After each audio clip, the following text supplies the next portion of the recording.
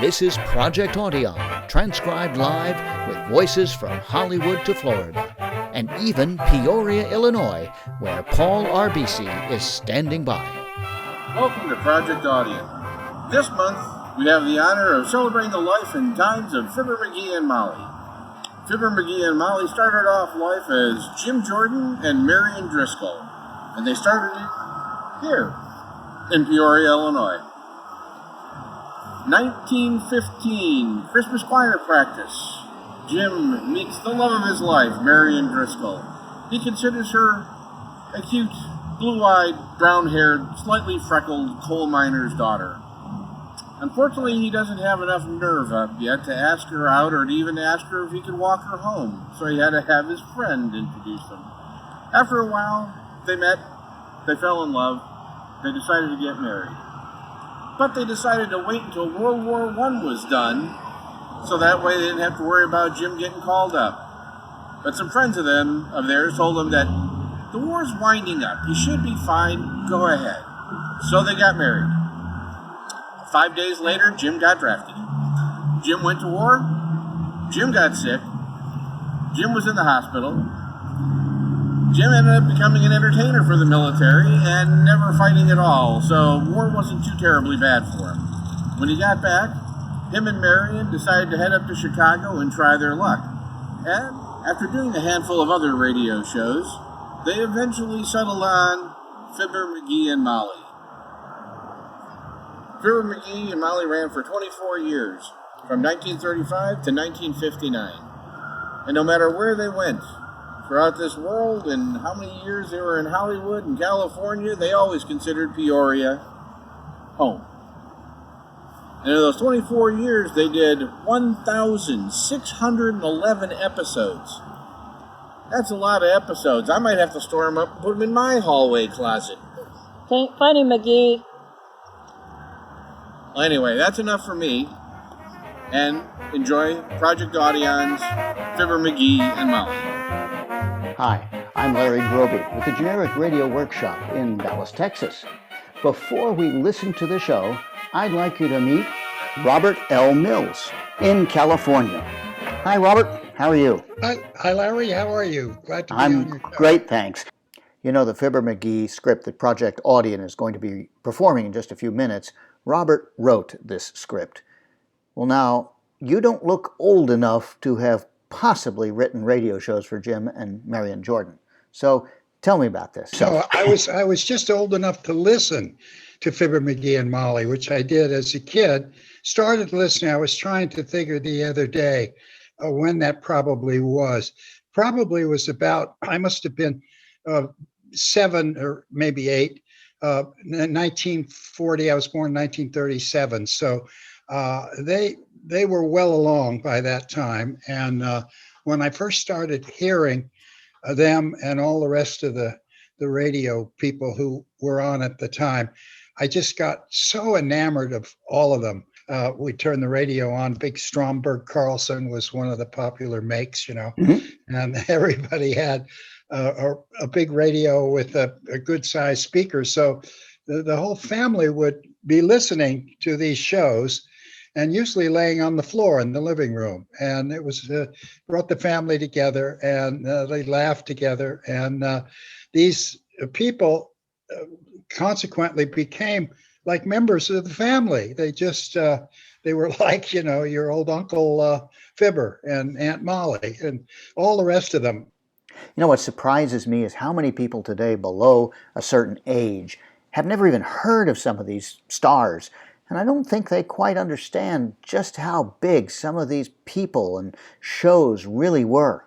Radio didn't last all that long. I mean, it was like 20, 25, 30 years.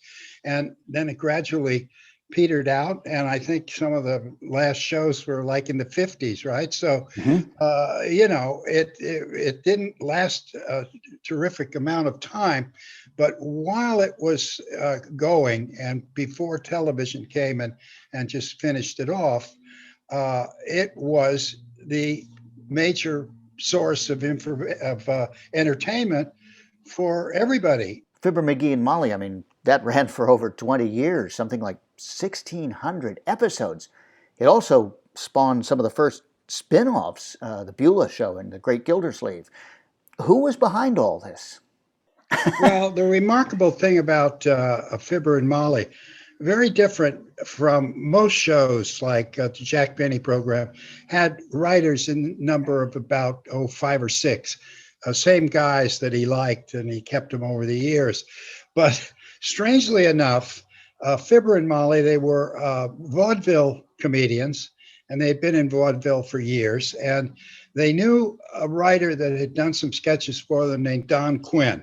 And Don Quinn didn't like Hollywood or anything about it. He lived in Santa Barbara, which is just up the road a piece here. And so what he used to do when they sold the show to the network, Quinn would actually write each script every week himself. Wow. And they would leave it to him. They trusted him because they'd worked with him for so long to come up with characters, new characters and things, you know. They never had any meetings or anything. And then he'd drive back to Santa Barbara, get the hell out of Hollywood, you know.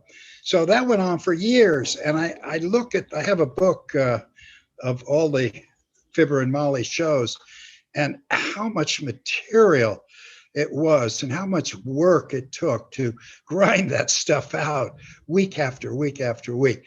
But that's why it was so consistent. And that's why the quality was always there. So Don Quinn was kind of a one-man band for writer. Now your career has been spent in large part as one of a select group of writers for one of the greatest comic personas of the 20th century. That's Bob Hope. My goodness, you're one of Bob Hope's gag writers. This is so cool. Tell me about this. Well, we had a lot of fun with him, I have to say. I worked for him as a writer on his staff from 1977 to 1992 when he stopped doing television. He did a few more tribute shows and things like that, but he was really getting up there in age by then. But I was with him during those peak years when he was really doing some fabulous shows.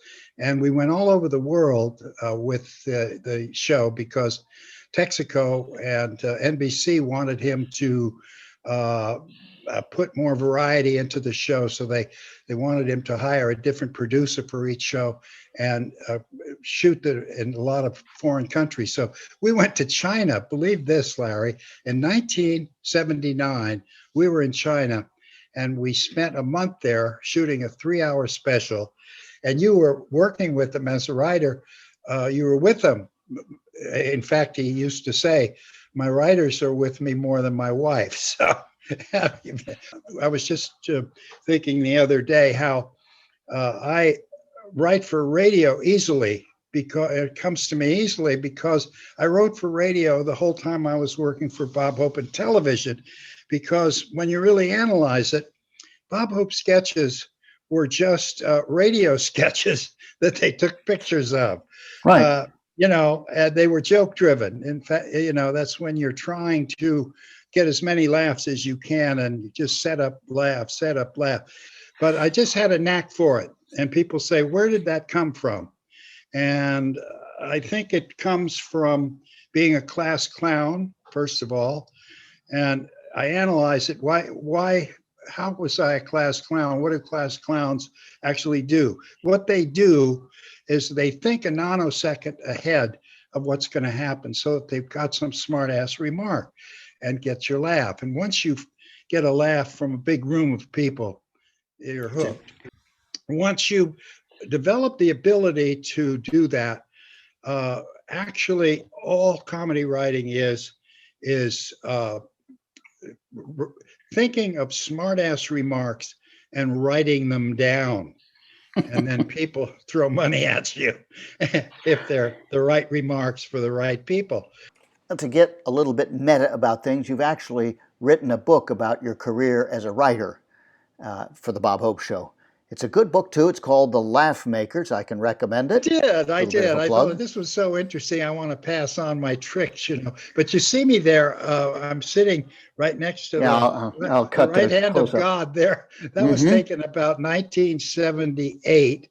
And that was a staff of writers that we had at the time. That's probably about the most writers that he had the whole time I was with him. And a lot of those guys aren't on the staff. They're hired for that particular show we were working on. It was fun working for him because he'd be calling you all the time.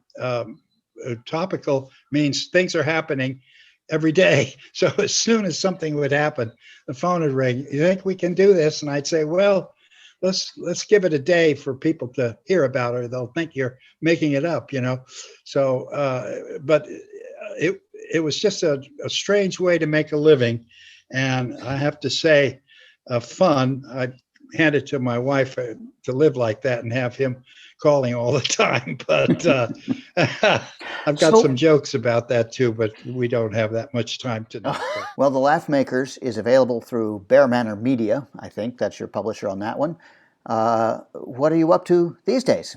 Yeah, I keep busy. You know, I'm a teacher of comedy for an outfit called Udemy, Udemy. Mm-hmm. It's the largest online instructional platform in the world.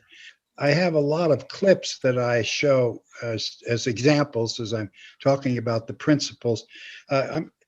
My theory is that comedy is enduring, and over time too, because the basics stay the same. It's just the references change.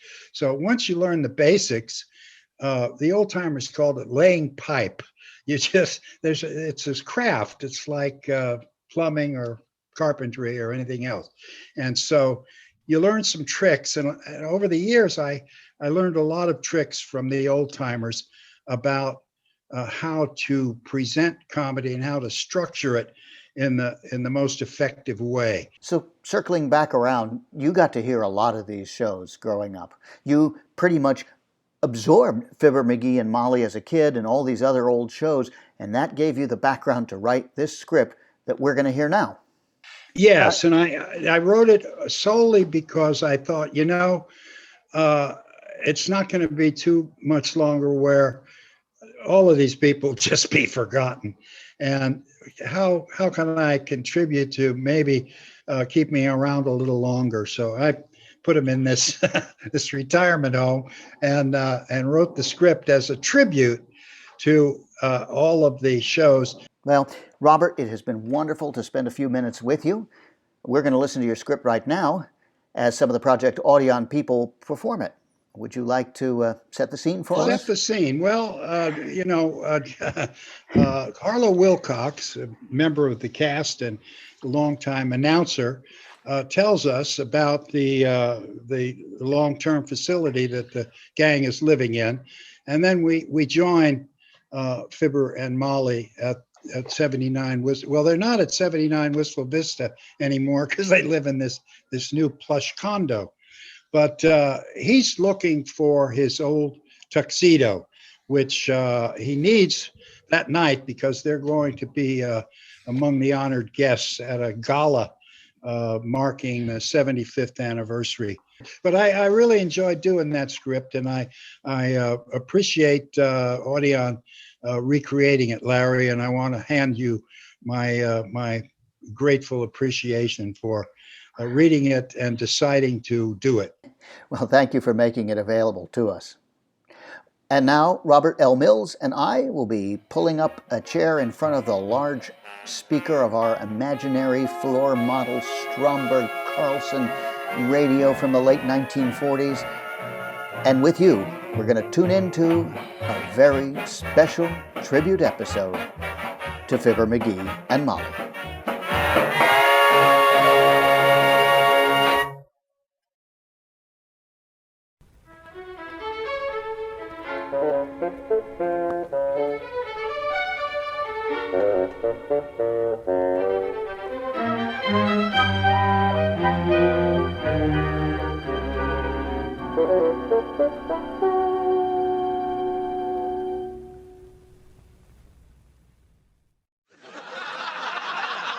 The Johnson Wax Company presents Fibber McGee and Molly.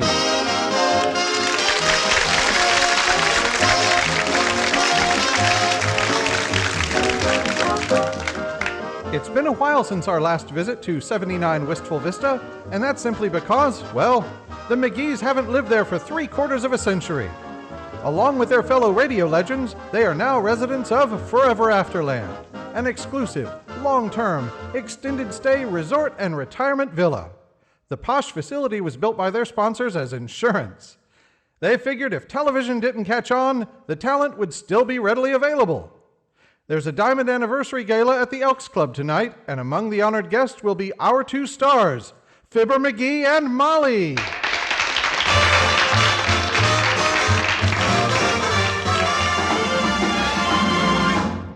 Dang nabbit, Molly, I can't find my old tuxedo. I even looked in that old trunk in the attic. Well, when did you wear it last, dearie? Let's see. I guess it was that summer I marched Beulah down the aisle when she married Rochester, and Benny had to start ironing his own pants again. Well, luckily he remembered Hal from vaudeville.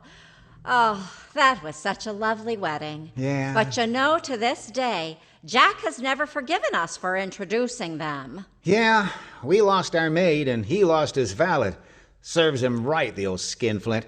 The nerve of that guy renting them his Maxwell for the honeymoon. Then someone tied shoes to the rear bumper and it fell off. Those clodhoppers belong to Don Wilson, size 18s. Oh, speaking of nerve, you know they built this geriatric Geritol palace just to keep us old-timers on the bench in case television didn't deliver. Well, did it? The jury's still out. The way it's going, we could be living here, well, I guess that's why it's called Forever Afterland, ain't it? Well, you have to admit, dearie, we've had some great times and collected some wonderful memories living here. Yeah, we have. Oh, like that time Bergen and I tried to get Charlie McCarthy a driver's license.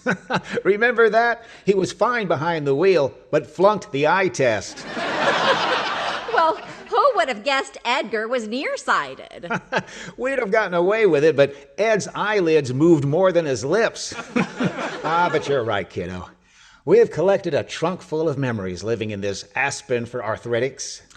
Oh, remember that night we all went over to Duffy's Tavern to watch W.C. Fields demonstrate trick shots at the pool table? Yeah, those weren't the only shots he made disappear.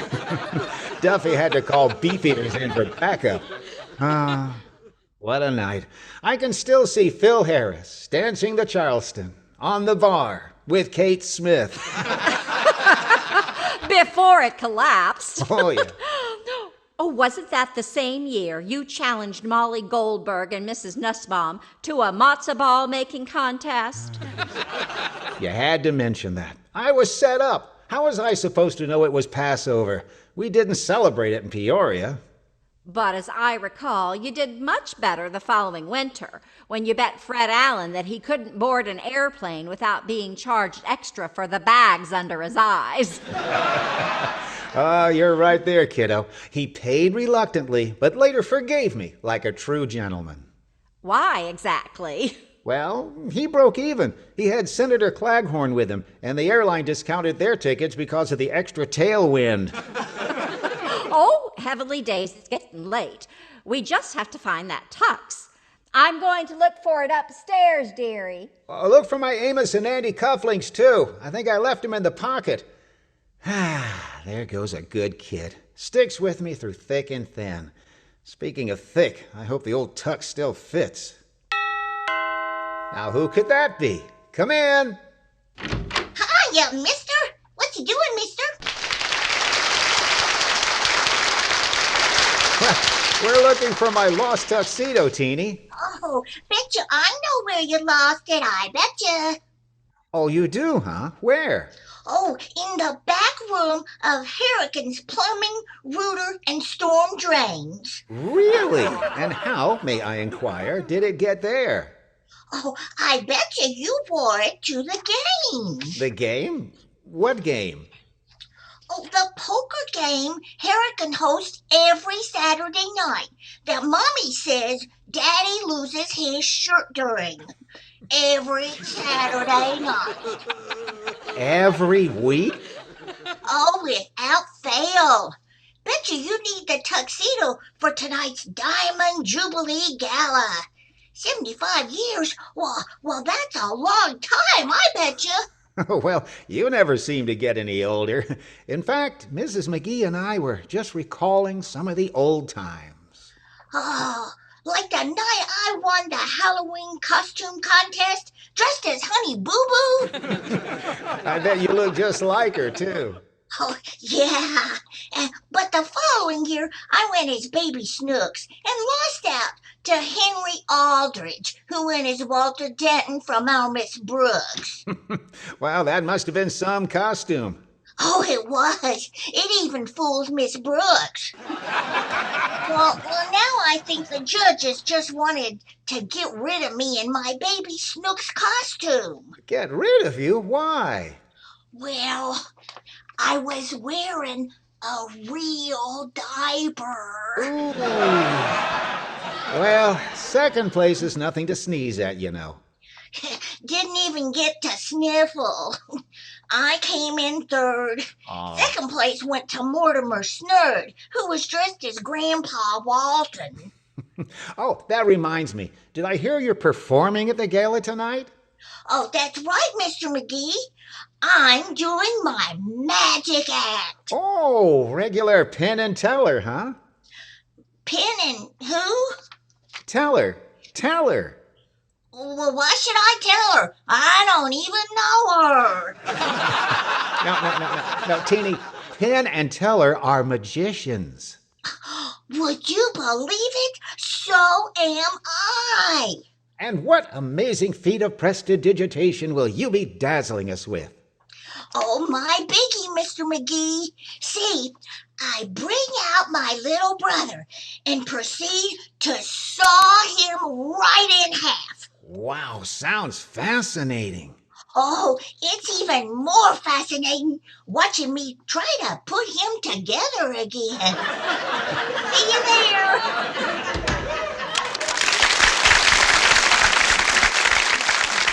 Who was at the door, dearie? Teeny from across the street. Seems like you miss her every time. Did you locate my monkey suit? No, and I went through that whole bag of clothing I was collecting for St. Olaf's. Just as well. It wouldn't look good with my sandals anyway. But I did find this Vote for Gracie lapel pin you always liked so much. But every time George spots me wearing it, I have to listen to 8 bars of I love you, call you Rosie, but Rosie fades away. Come in.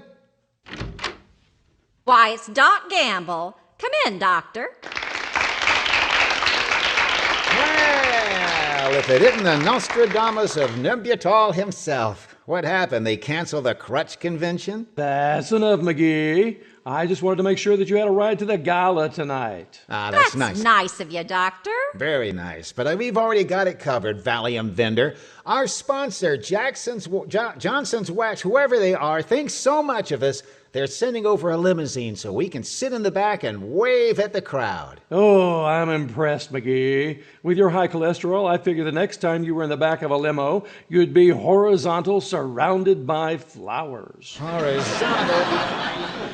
Right now, Doctor, we're looking high and low for his tuxedo.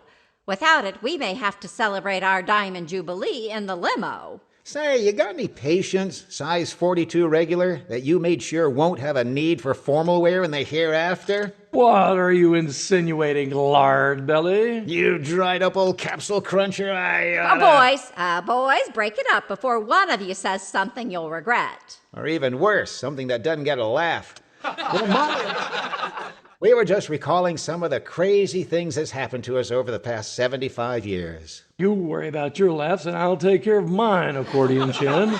Stick to the script, scalpel scraper. Where were we? Oh, yeah. At that time you shared office space with Dr. Christian just to save rent. I resent that, McGee. Saving rent had nothing to do with it. Did you join forces with him so you could offer the public more complete health care services, Doctor? Not exactly, Molly. He had more up-to-date magazines in his waiting room. Oh, you can say that again. Your Saturday Evening Posts were so old, Benjamin Franklin had a full head of hair and no glasses. Oh, You know, my fondest memory is of you, Doctor, delivering Wistful Vista's 500th baby on the Today Show. Oh, the first time a doctor ever slapped a baby and the kid slapped back. Just my luck. Rocky Balboa picks Wistful Vista as his birthplace. Well, I'm off. I'll be at table 12.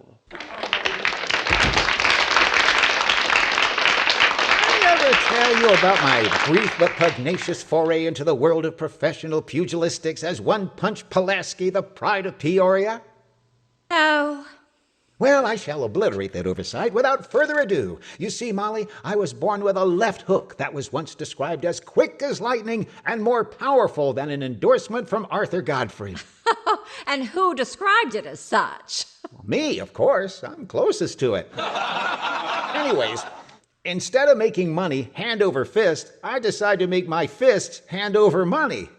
How many bouts did you win? None. Glass jaw? Glass head. Soon as the bell rang for round one, I was suddenly closer to the canvas than Van Gogh. I was seeing more stars than Hedda Hopper. I was losing more blood than an absent-minded Red Cross nurse. I was... Oh, just in time. Before you're killed. Come in. Hello, folks. Why, it's Mr. Wimple. Did I overhear you two are looking for a duck? A whole flock of them just landed over on Cooley Lake. No, Wimp. It's my old tux we're looking for. A tux? Well, Sonny, that's a whole different kettle of haberdashery. Worst tux disaster I ever saw was an accordion player whose cummerbund got tangled up in his bellows and he almost strangled himself. Playing the Star-Strangled Banner, I bet. Ain't funny, McGee. What you got for us there, Wimp? Well, since I was in the neighborhood anyway, Mr. Gildersleeve asked me to deliver your water bill. Why didn't little Leroy run it over like he usually does? Well, he's working this week as an extra on Game of Thrones. Give a kid a bow and arrow, and stardom soon beckons. How is old Gildy? I haven't seen him since the two of us cleaned out the kingfish at the Mystic Knights of the Sea Lodge playing Parcheesi. Mr. Gildersleeve's all excited. He's planning to announce his engagement to Lila Ransom at the banquet tonight. Again? He's broken more engagements than a vaudevillian with a bad memory. Oh, will you be at the gala tonight, Mr. Wimple? We wouldn't miss it, Mrs. McGee. I even bought Sweetie Face, that's my mean old wife, a brand new dress just for the occasion. How thoughtful of you. I'm sure she'll be thrilled. That remains to be seen. It's 3 sizes too small, and when she tries to squeeze herself into it, I'm hoping the heavy-duty elastic waistband I ordered snaps her silly. See you at the banquet.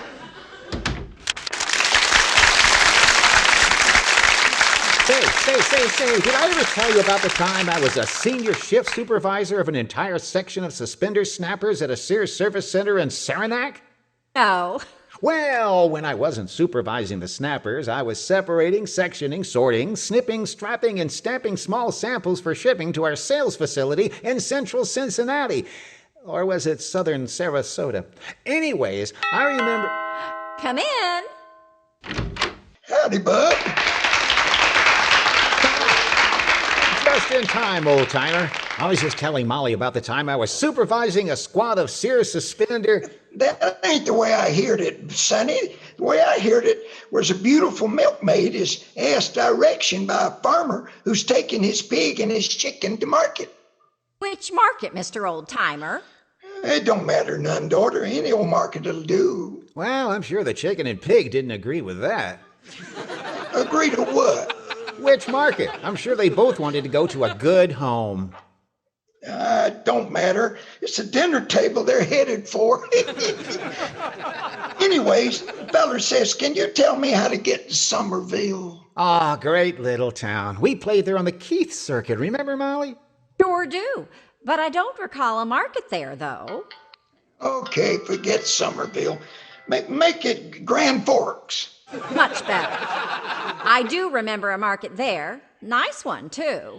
Anyways, where was I? Pig and the chicken were walking the last mile. Yes. So the milkmaid says, I could show you a shortcut across the cornfield, but then we'd be all alone out there. How tall was the corn? Who cares how tall it was? Well, I'm sure the farmer did. Okay, make the corn as high as an elephant's eye. Oh, now I get it. They're in Oklahoma. As good as any state, I guess. Good enough to make a musical out of. The suspense is palpable, old-timer. What happened next? Well, the feller says, I'm carrying a pig under one arm and a chicken under the other. How can I take advantage of you? And the milkmaid says, well, you could put the pig in the bucket and I could hold the chicken. So long, Sonny. You know, Molly, there is one place I haven't looked. Oh, no, not the closet, dearie. I'm sure it's in here somewhere. Let me just take a peek, and I'll find out if I can...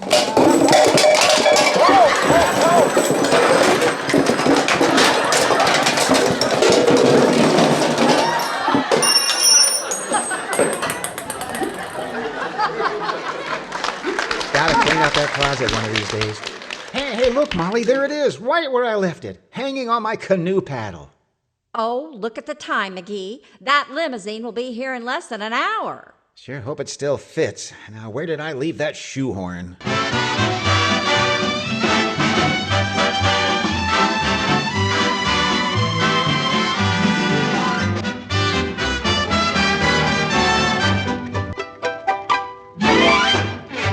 Dearie, that tux has never looked better on you. Thanks, kiddo.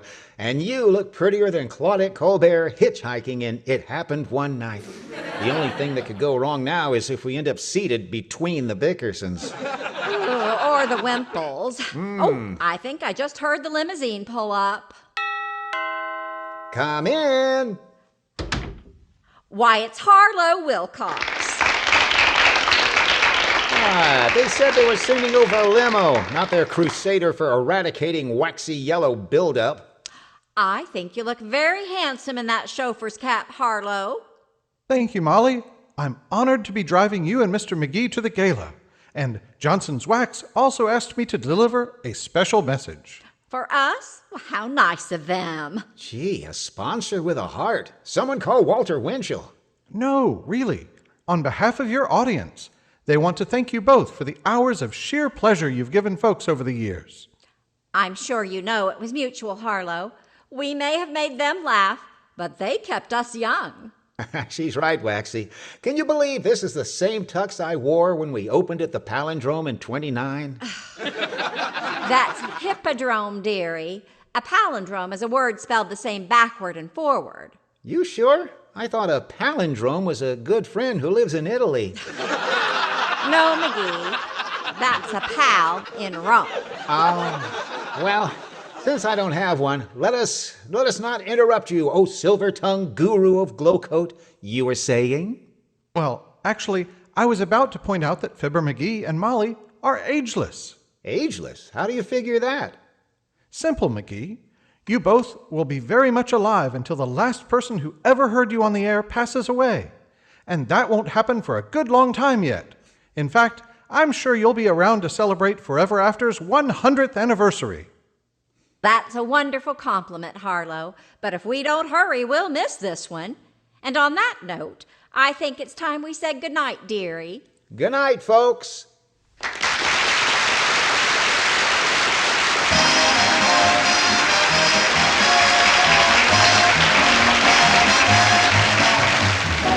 Fibber McGee and Molly is written by Don Quinn and Phil Leslie, with additional dialogue by Robert L. Mills. The show is heard by our armed forces overseas through the facilities of the Armed Forces Radio Network. I'm Harlow Wilcox. This is NBC, the National Broadcasting Company.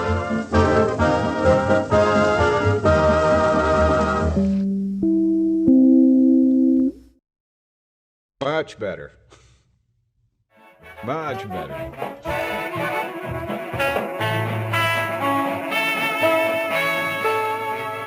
Thank you for joining us for another episode of Project Audion. hope you enjoyed it, and we hope you'll tell your friends about it. Share us on Facebook, Instagram, Twitter, or your favorite social media. We're very social, so please contact us at projectaudion@gmail.com. And once again, thanks for listening.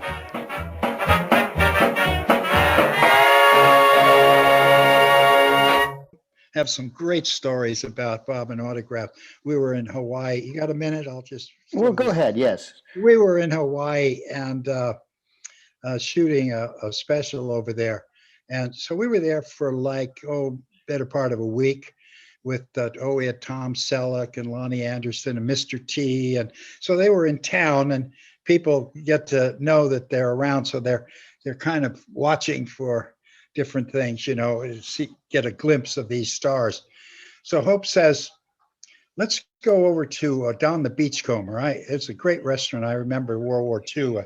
We're sitting there eating and people start to see him really. And so he would say, wait over there. And as soon as we finish our meal here, I'll sign your autographs.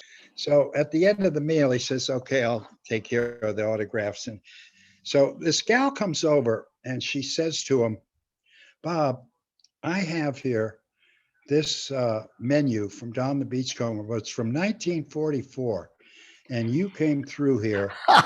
My husband was a bomber pilot. And so, oh, really, really, and he said, what's his name? Maybe I knew him, And so they chat a little bit. And she says, I would love to get your autograph here, right below the autograph you gave him in 1944. Just update it, 50 years later, whatever it was. So sure, he signs, and he hands it to her and she goes away. Later on, he says, did you see that lady with that menu from 1944? And I said, yeah, boy, that was touching to see how she came up and you signed it. He says, no, what I'm talking about, cheeseburgers were 45 cents. But that's what he was like.